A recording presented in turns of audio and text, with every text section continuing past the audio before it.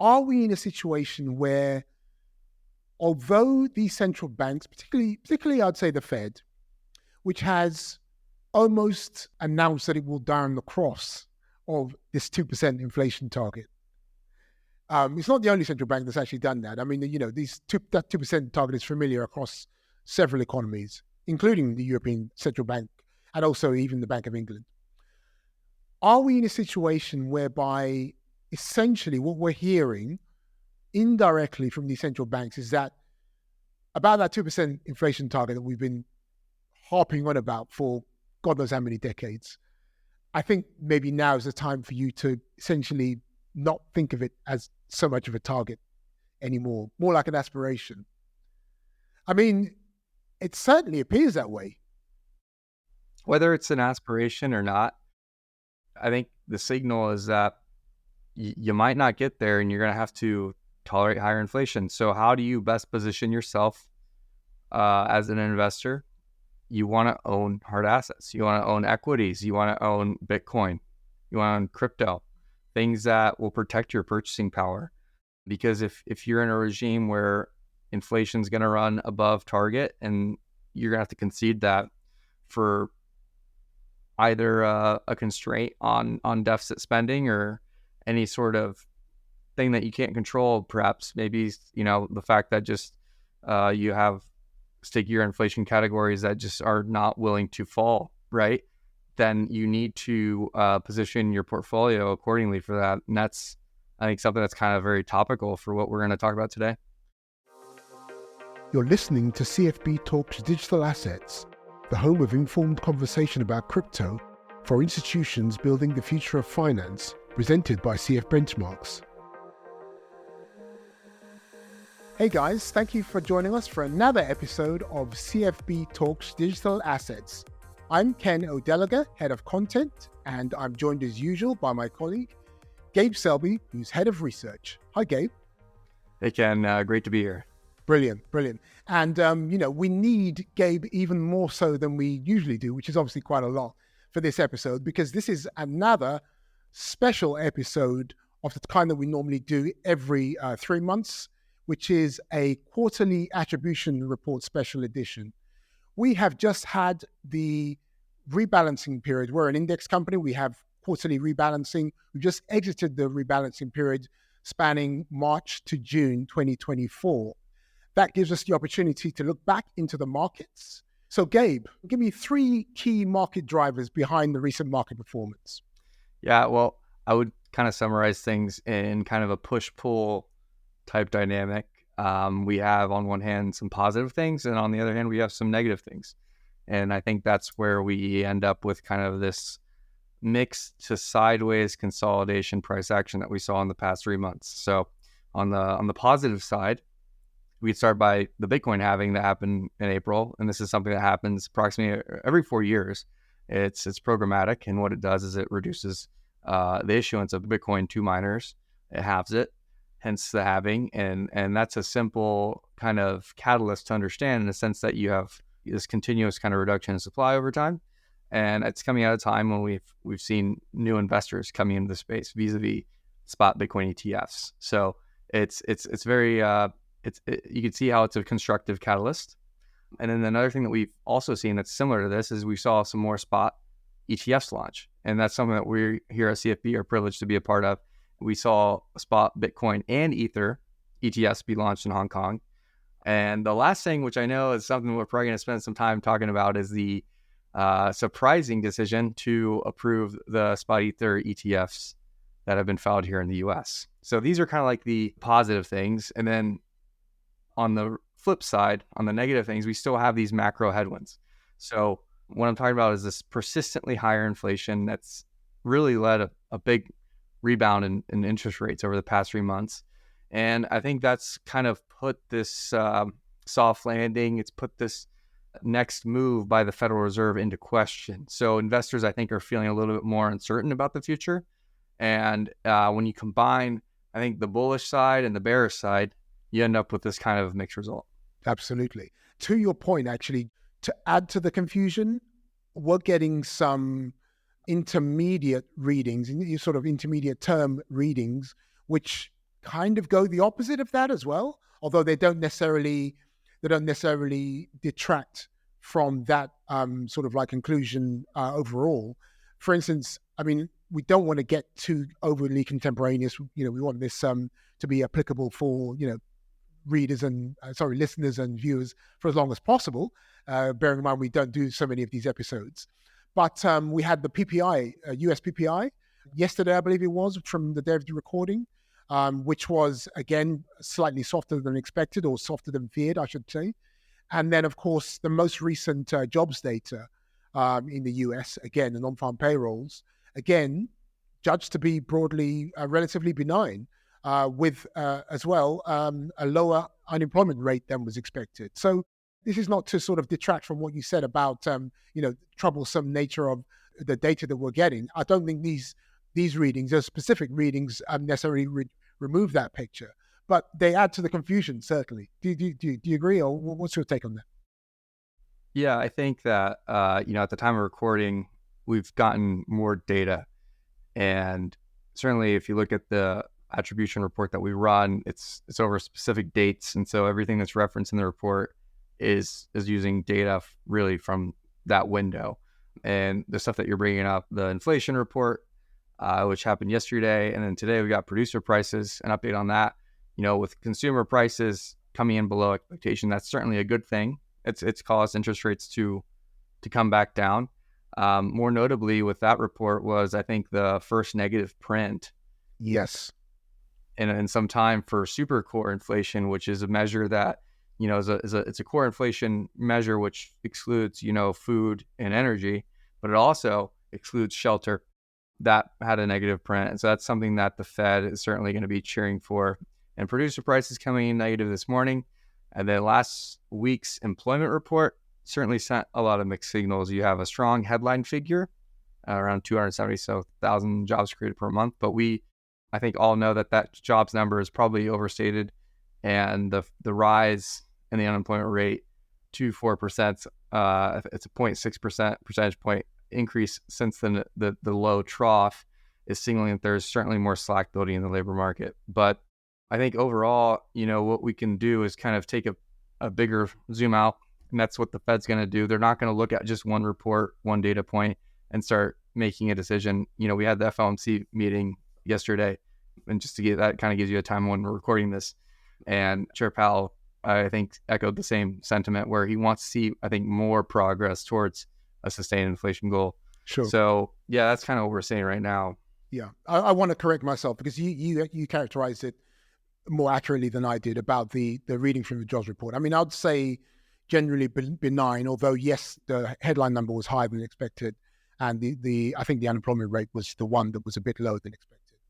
I was just going to say, I think the Fed knows that these are some anomalies in the NFP reports, because there's a household survey, there's an establishment survey.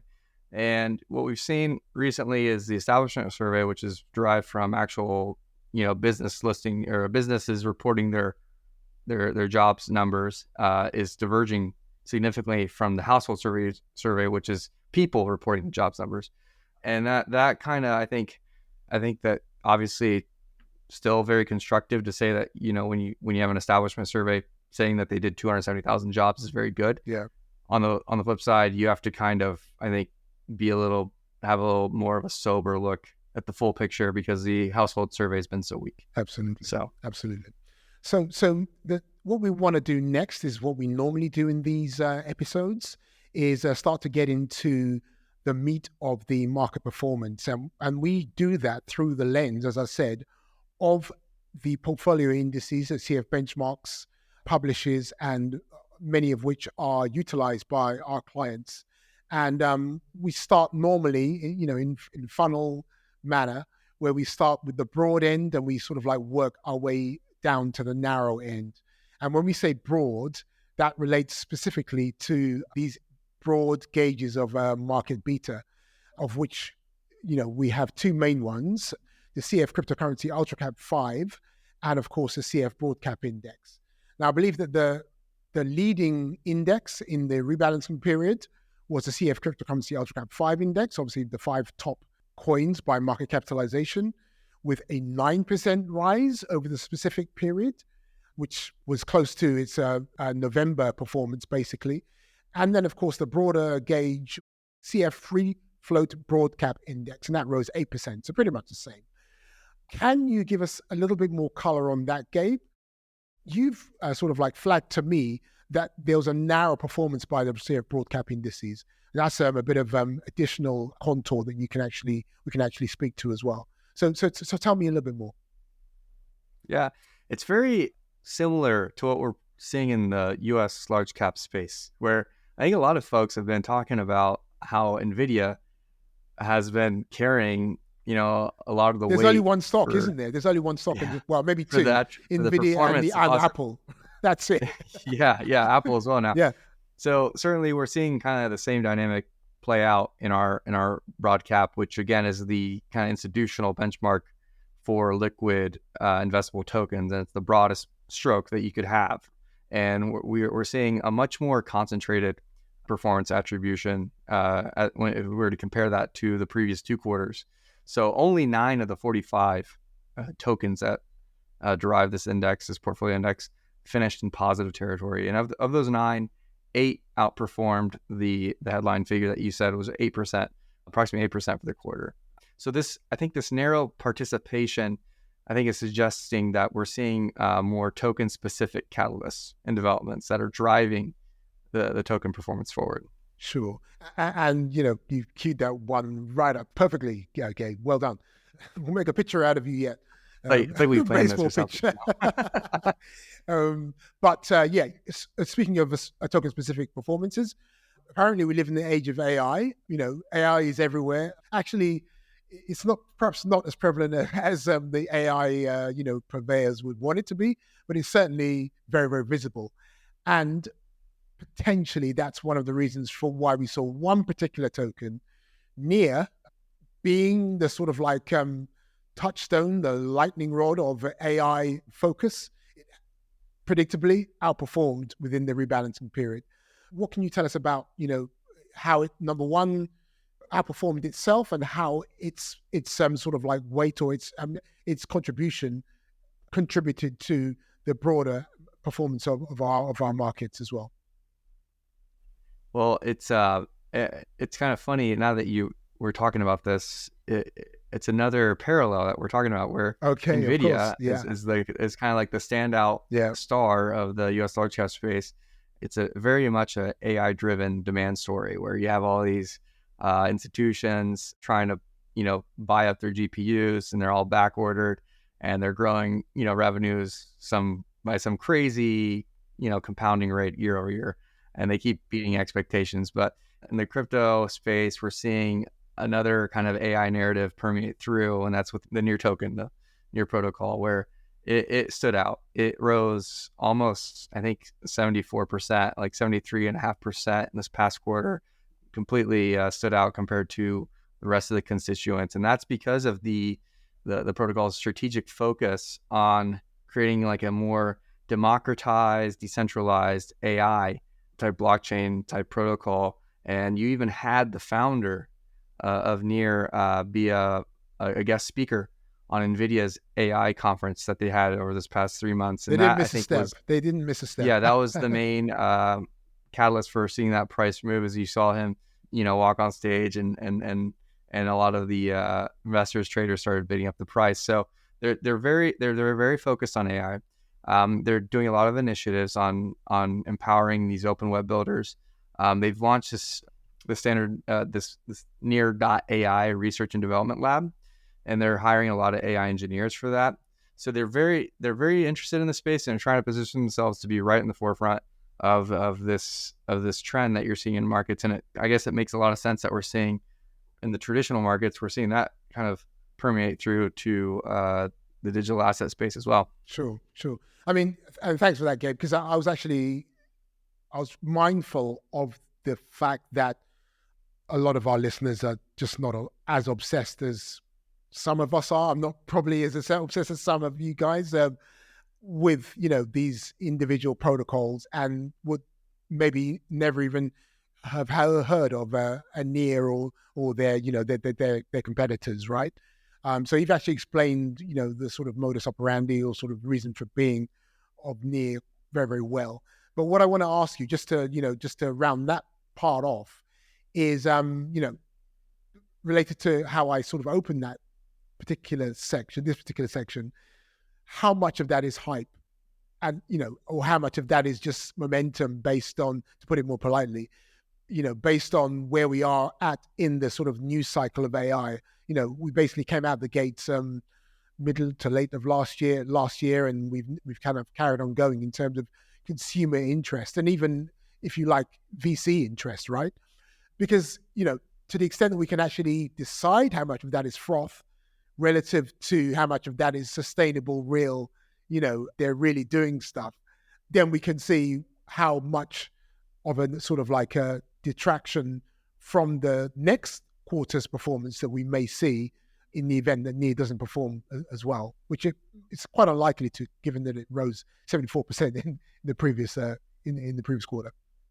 Well, yeah, I think it's TBD on how much is going to be fundamentally realized and how much is going to be, like you said, perhaps a little frothy. And, I don't know if it's going to be ultimately us, making a call out on that. But all I can say is that, you're seeing so much, I think, positioning on one side of the narrative. And so do I personally expect for there to be some disappointment ahead from the AI investing narrative? Sure. And I think any sort of secular theme has these bumps in the road. But I also still believe that, artificial intelligence, AI, is going to be here with us for the future and just become more and more impactful to our day-to-day lives, right? So I guess we're just going to have to wait and see.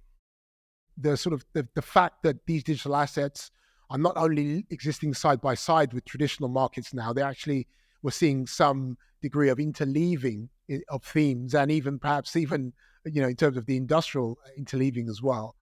Let's talk about how digital assets have performed compared to the traditional markets. Give us some interesting takes on the differential, or if there even is any. Yeah, well, I think we've covered a lot of it.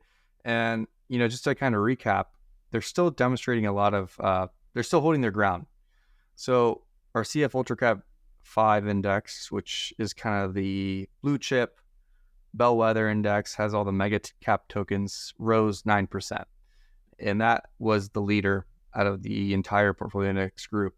And our broader measure, the free float broad caps, rose by 8%. So I guess despite all these headwinds, despite some of these other macro surprises tripping things up, they're still, I think, gaining a lot of investor confidence and keeping the momentum overall intact in this new bull market.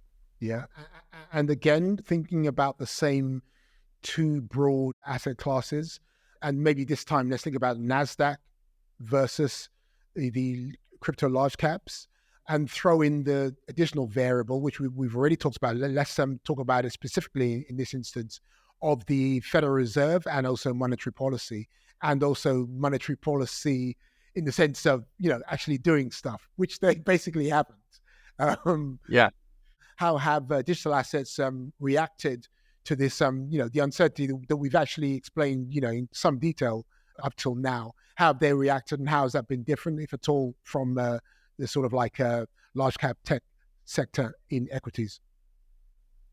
Well, there's many folks that still believe that your digital asset, your crypto exposure is just being derived from either financial conditions, interest rates, or expectations of interest rates or inflation, right?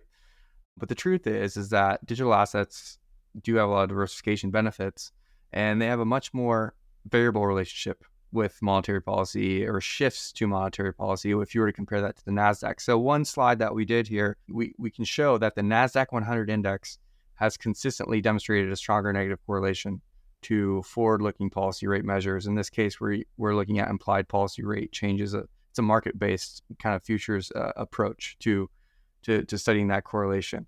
Whereas the CF Broadcap Index's relationship is much more dynamic. And actually, during periods of implied rate cuts or even hikes, you see that the NASDAQ's correlation kind of stays in that strongly negative zone, whereas digital assets has kind of a more oscillating mixture of correlation statistics being funneled through. So in the end, what's kind of contributing to that delinkage? I think it's more idiosyncratic, more industry related type narratives that are providing catalysts for price action. So again, we're seeing broader adoption in the space with these spot Bitcoin Ether ETF approvals. We might even see now that we're making our way halfway through the year that there might be some shot for a landmark legislative bill for the digital asset space here in the U.S., which is the world's largest capital market. So I think that's also boosting investor confidence. And so I think this broader adoption, these potential regulatory milestones down the road are starting to kind of be priced in the wake of the fact that we might have seen some stalling out on the interest rate or the financial condition side. Yeah, absolutely. And that, again, that leads us very beautifully to the next section. Although I want to sort of say, because I just can't resist, that I'll be very surprised to see any legislative breakthroughs. You're in an election year, and it's the election year to end all election years, is it not, guys? So, good luck with breakthrough crypto. I could be wrong. I hope I'm wrong. Breakthrough crypto legislation. You're halfway there. You got a couple of bills that are pretty strong on the books, going through the houses or the House.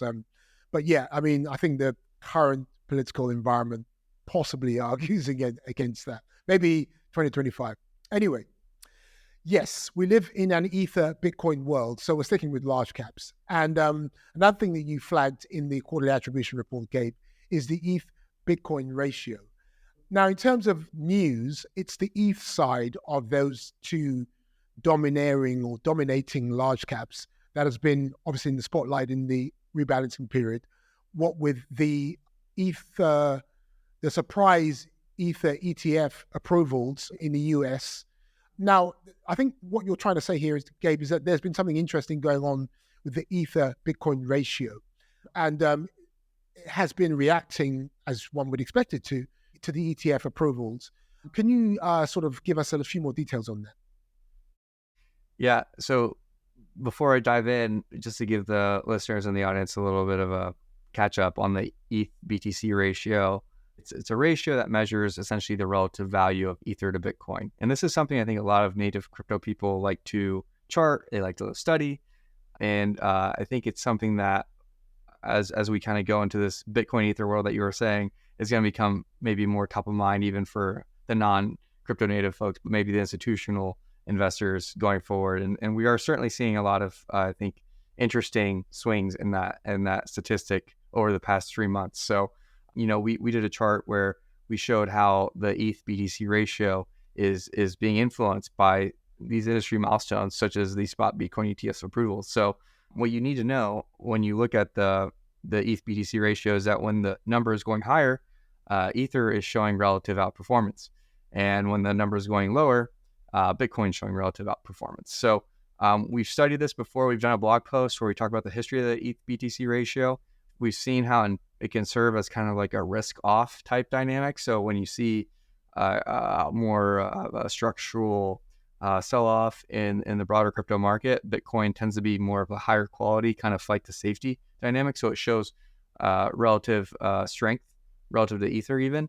And then now we're seeing how it's been reacting with these spot ETF approvals. So if we jump back to earlier in the year in January, when we saw the Bitcoin spot ETFs launch, we saw how that kind of created a market structure shift to the downside, which was supportive of Bitcoin relative to ETH.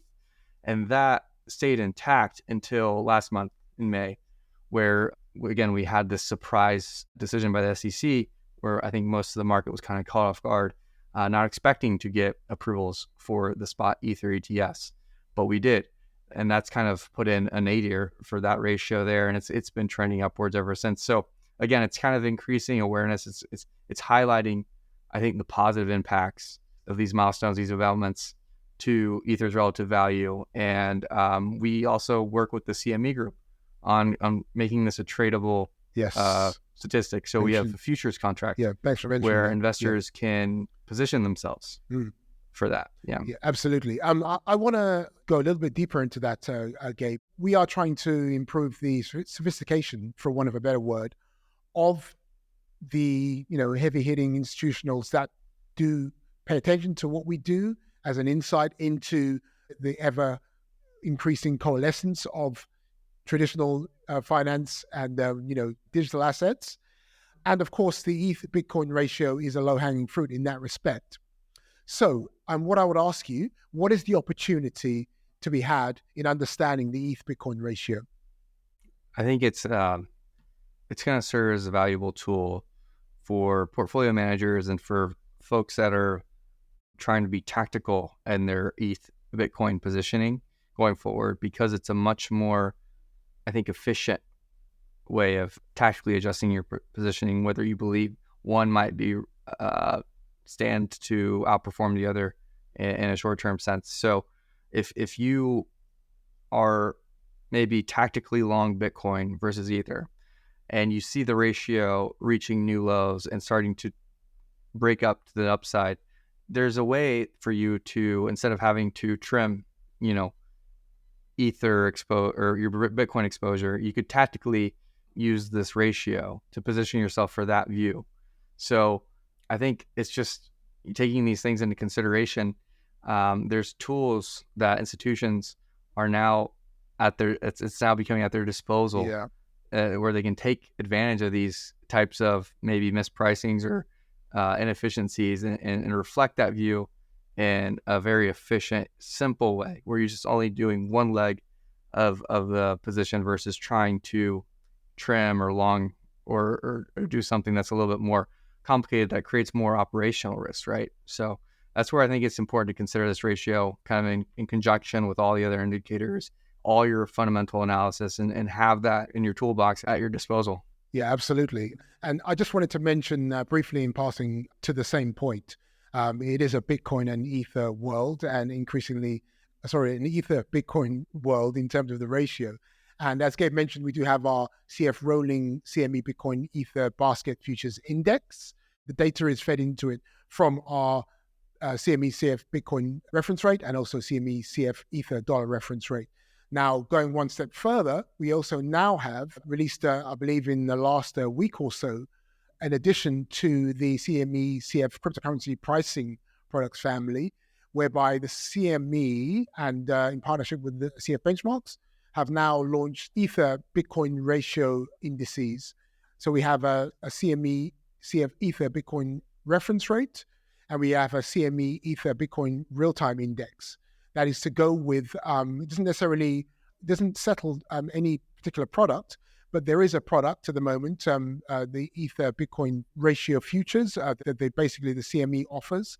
And, there's a sort of natural fit there, both in an observational sense and potentially down the line, in a sort of like operational sense as well. So just wanted to bring that in as being part of the theme of the moment. Now, moving on, I want to say that we're going to go from the sublime to the slightly ridiculous. But maybe that's a bit unfair of me. But I do say that because we're going to talk about meme coins. It can't be avoided.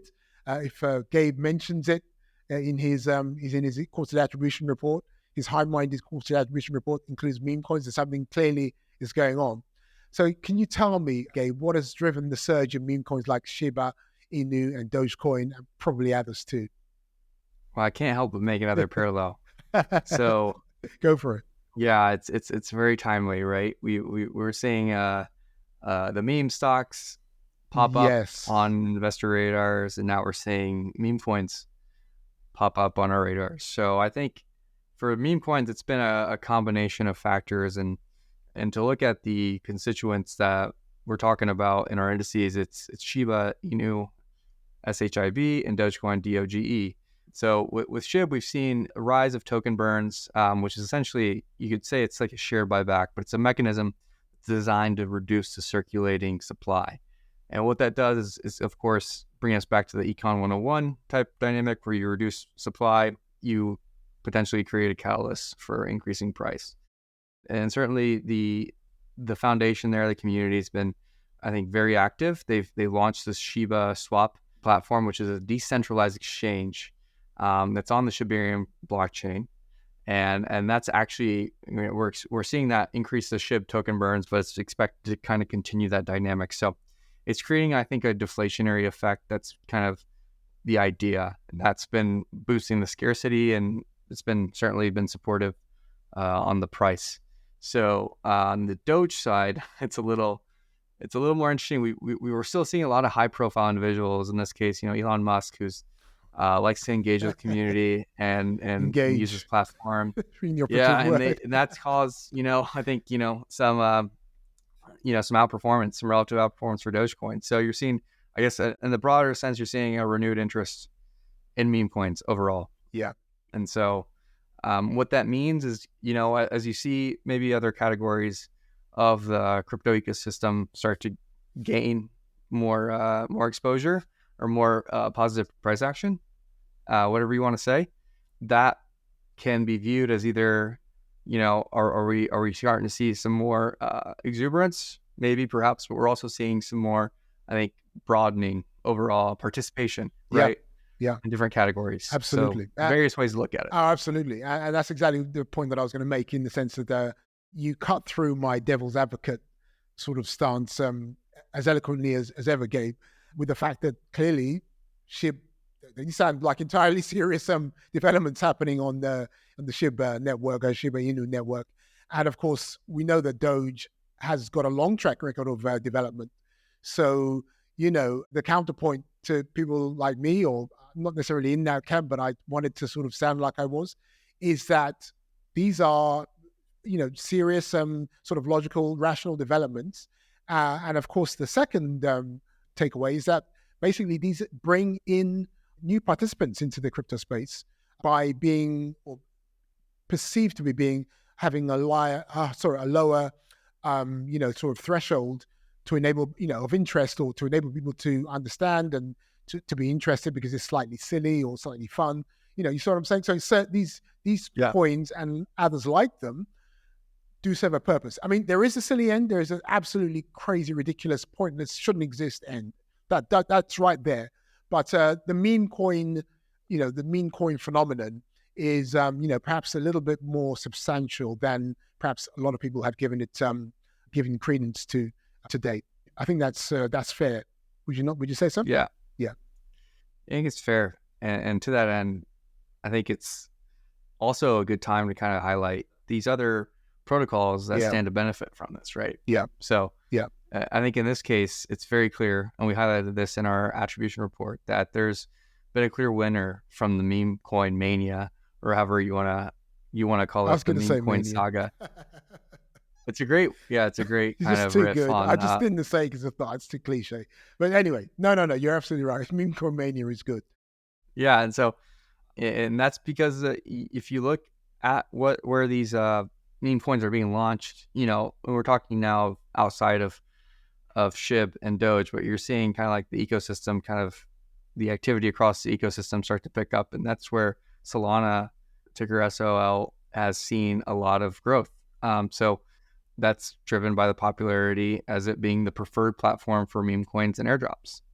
And that ultimately translated in Sol token being the largest contributor to our Web3 smart contracts index over the past 3 months. So sure, if we break down some numbers here, since March of 2024, we've seen 110% increase in TVL on DEXs, or decentralized exchanges. That's surpassed $1 billion for the first time. If you look at trading volumes, all right, that's risen 161%. We're seeing volumes now, closer to 16 billion, up from 6 billion.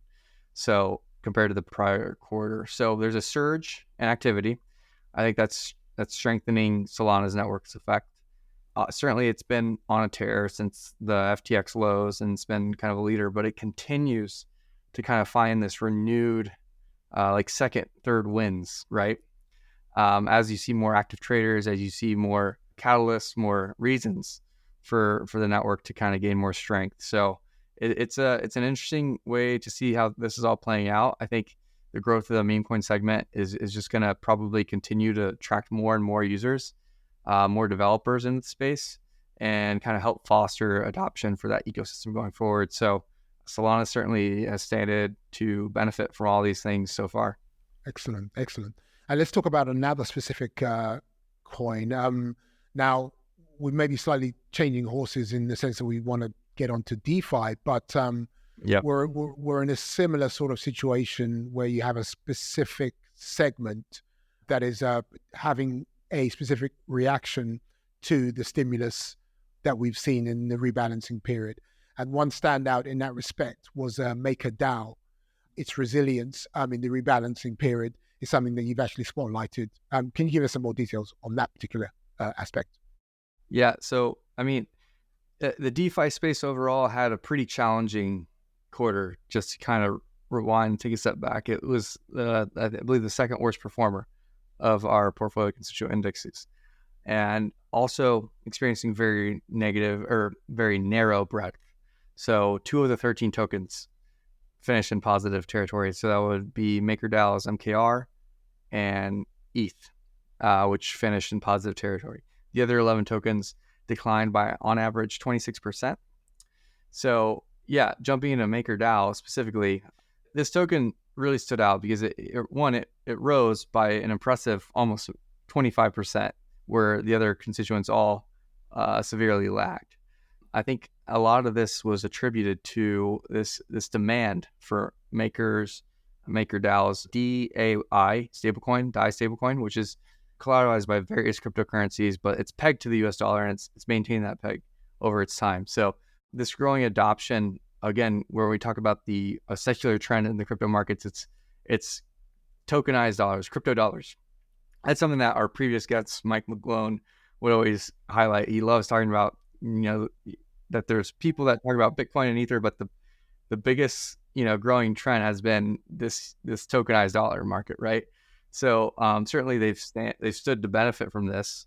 They've positioned themselves to be more serious in this space. So the governance, the DAO, voted to double their maximum debt ceiling to $2.5 billion of DAI, which I think is leading to more demand into the ecosystem, and it's kind of fueling this perpetual motion of DeFi. So I think the successful improvements that they're making, the seriousness that they're taking to kind of increase their treasury holdings, is all been very constructive for the DAO token, which is MKR, which is what we're talking about here. So it's just another, I think, narrative that you can see where there's, in spite of broader weakness, you still see some resilience in the DeFi space. And when you see some negative headlines come through, you still see some parts of it permeate positive performance.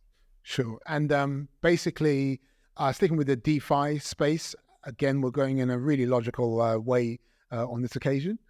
Let's talk about Uniswap, because Uniswap has had the sort of good fortune, if you want to put it that way, to benefit from regulatory developments. Can you elaborate for us? Yeah, I was alluding to it there at the end, but there are some negative headlines that certainly led to this category to be an underperformer for the past quarter. And that was on April 10th, we saw that the SEC issued a Wells notice to Uniswap Foundation. This is the first step of indicating a potential enforcement action. What that did is it kind of immediately drove the price of Uniswap token Uni down. It dropped by 38% by May 1st. And that is such a big piece of the total decentralized finance ecosystem that it really brought down our composite index. It brought it down by 28% over the same period. So it was a very sizable impact. It's a very sizable token in the portfolio. So it makes sense that we're seeing, such sizable detraction when this token falls in price. But we also saw a little bit of a retracement, and that's been healthy. So on the back of the surprising decision by the SEC to approve Ether ETFs, and remember, Ethereum, the blockchain, is a very important blockchain for these DeFi tokens, and so that surprise alone kind of helped pair some of Uniswap's losses from the Wells notice that they were issued in the previous month. On top of that, we're seeing, again, this potential for a landmark bill to be passed in the U.S. That's the FIT 21 bill. Yes, yeah. It did not get signed into law. It was vetoed by the president. But I think the sheer fact that this is becoming more of a political issue this year, it's bringing this notion that we could see a legitimate framework eventually get passed Yes, yeah, that's by fair, I'd say. policymakers Yeah, here in the U.S. And yeah. that's also helped Unitoken and the DeFi space recover. So we saw Uniswap rebound over 25%, after these kind of positive developments, despite the fact that they had a pretty bad event occur a month before. Yeah, and just for context, Gabe, what we've seen over the rebalancing period, and maybe not even the entire rebalancing period, in terms of the retracement of Uniswap and other tokens like it in the wake of these regulatory developments that you mentioned, it doesn't remove the fact that they did receive a Wells notice. And what you said, a Wells notice typically is the precursor of some sort of like enforcement action, not always, but quite often. So just as like a sort of moderating effect on that positive sentiment could well be still in the pipeline. Yeah, absolutely. Okay, let's continue with, because we've de facto moved into specific segments. Let's talk about the Digital Culture Index and the Blockchain Infrastructure Index. Now, I know that the Blockchain Infrastructure Index underperformed markedly.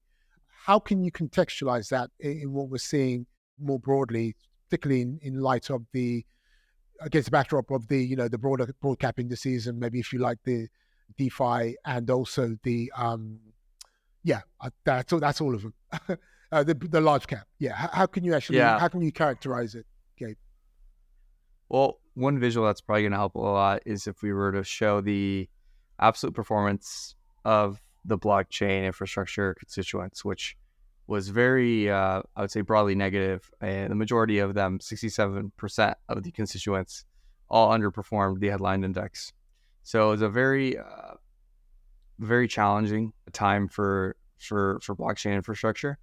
I think, when you look at the Wells notice that was issued for Uniswap in April, that had a lot of impact on the layer 2 scaling solutions that are in this index, this portfolio index. So you saw tokens like Optimism, like Arbitron, being some of the worst performers, right? Also, there were some silver linings in infrastructure. I think Render's RNDR was the only positive performer in the past quarter in the infrastructure index.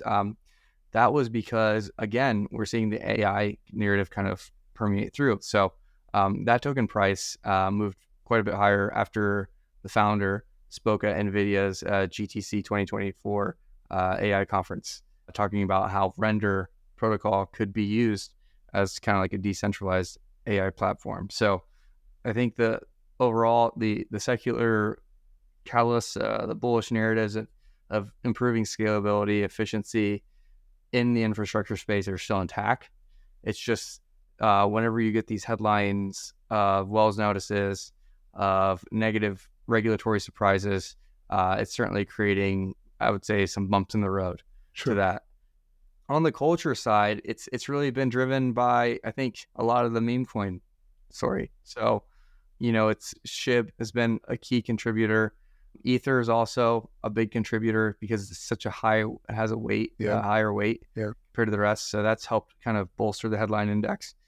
And that's kind of what we're seeing there. Also, the VR and AR segment is kind of starting to see some pullbacks. So you had Sandbox, that token declined by 34%. You saw Decentraland, the play to earn protocol, and its native token Mana pulled back over 32%. So all of these tokens combined created a drag in that segment, and that's kind of created this kind of overall negative picture for those two headline indices. Okay, so I'm going to give people a long phrase for the next question, and it concerns obviously Chainlink and cross-chain interoperability protocol. That's hard to say. Apparently, well, not just apparently, we know that this has been big news and has enabled Link, which is the Chainlink, the sort of like token associated with Chainlink, to basically stand out in the period.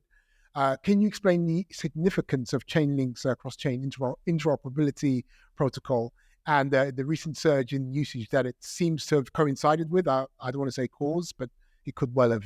Yeah. Well, yeah, it's certainly challenging to say. And so cross-chain interoperable protocol. I'm thankful there's an abbreviation, CCIP. There's an abbreviation, CCIP, right? Yeah.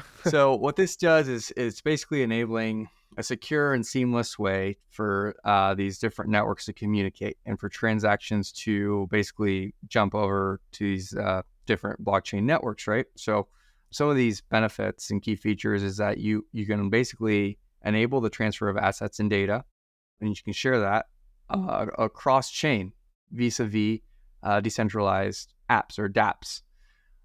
So what that does is it just kind of allows these bridges, right? It connects these different blockchains up, and now you're seeing this ecosystem that is now connected to this ecosystem over there, and it's all done in a very efficient, secure way is the idea here. So it's broadening a lot of the capabilities of decentralized apps. It's enabling them to leverage additional information, additional data. Oracles can communicate with each other and across multiple chains simultaneously. And so it's creating, I think, a more versatile blockchain ecosystem overall. So for Chainlink in particular, it stood out as a you could say it stood out as like a defensive performer in the sense that it didn't decline, as it posted positive gains, but it's because you're seeing, I think, a lot of activity on the CCIP. A lot of usage has been coming in. So you're seeing a lot of stablecoin transfer volumes coming through the protocol that exceeded over 100 million in April, and we have a good chart that shows how this activity has grown. So it's generated a lot of fees for Chainlink in that quarter. We saw that it did, I think, $460,000 in transaction fees during the past 3 months. So that's pretty significant, and it's increasing a lot of activity on Ethereum layer 2s overall. So it's something to definitely keep in the back of your mind going forward, seeing how that type of interoperability will foster a more dynamic blockchain ecosystem ahead. And you mentioned just real quick, Gabe, you mentioned that Link did actually seem to behave, maybe display some defensive characteristics in the period for the very reasons which you pointed out, but it wasn't immune, of course, being part of the blockchain infrastructure and being within that sort of like, just very, very imprecise term, within that niche, it was also prone to the same regulatory currents that both Uni was sort of like prone to most directly, because obviously it was, received a Wells notice itself. But of course, Link potentially being in a similar position is obviously coming into people's minds, not in the same position, but people can envisage it being in a similar position. So that's a negative. And of course, the positive as well, it did benefit from those surprise ETF approvals. Just trying to frame it within the same context, right? Yeah, it's that push and pull. I have to correct myself. I think I might have said that Link had a positive return over the past few months. It actually did outperform. Yes, I think I did. The index. I thought that, but it still posted a negative. Looks like almost a 13% drop. So I stand corrected. Sure. But yeah, you're seeing kind of that push pull dynamic. Exactly. That's kind of what we use to summarize this overall quarter as being kind of more mixed. Yeah. So yeah. You've summarized it as we come to the end of our major headlines. Are there any other sort of nuggets as takeaways that you would suggest investors and observers and acolytes have in their minds as the main takeaway from this QAR period? That's a good question. I think it's going to be interesting to see as we go into the summer months, the narrative shifts towards the digital asset space kind of continue. We've all been in this world here for a few years, and coming from a traditional finance background, we've seen how we've gone through a lot of turmoil, a lot of negative, headlines, and we were seeing that reverse and some of the stigmas being washed away. So certainly Bitcoin's become, I think, such a legitimate store of value that even the traditional finance players can no longer deny it. So when we think about the next phase in crypto, we're gonna see further applications of Bitcoin in portfolios as a strategic holding for store of value. And two, we're going to see now with Ethereum becoming more of a generally accepted strategic asset for the decentralized economy. We're going to start to see, I think, more just developer activity in that area too on decentralized apps. This idea of having, blockchains facilitate transactions and create, usable protocols and applications for day-to-day citizens, for society overall, is going to be interesting to see. And I think we're starting to get to the point to where that's going to start to really pick up. So we're going to be putting out more research on that, and so stay tuned. But it's just been very interesting to see even large institutions start to tokenize traditional asset classes, So that's something that we talked about, and I think on our 2023 outlook, so a few years back, the tokenization trend, and it's really starting to happen now. And I think it's going to be interesting to see the next stages of where that all goes. Absolutely. Major currents, of which that is just one. And of course, the regulatory side, the positive and negative, of which there are quite a few coming up. And those are going to be in your next QAR report. So there you have it. Our March to June quarterly attribution report, produced by our research team, overseen by our head of research, Gabe Selby. And if you'd like to read it in a bit more detail, obviously to absorb it in a bit more detail, you can go to cfbenchmarks.com, navigate to the News and Insights tab, and scroll down and find Research and Insights, and the CF Benchmarks Quarterly Attribution Reports June 2024 edition will be the first item in the menu. Beyond that, cfbenchmarks.com, of course, is the place to go for all our other content. And if you have enjoyed listening to this podcast and you'd like to hear more of our episodes, of course, you can find all of them on Spotify, Apple Podcasts, Amazon Podcasts, Google Podcasts, and others. We will see you again for another episode of CFB Talks Digital Assets. Thanks for joining us.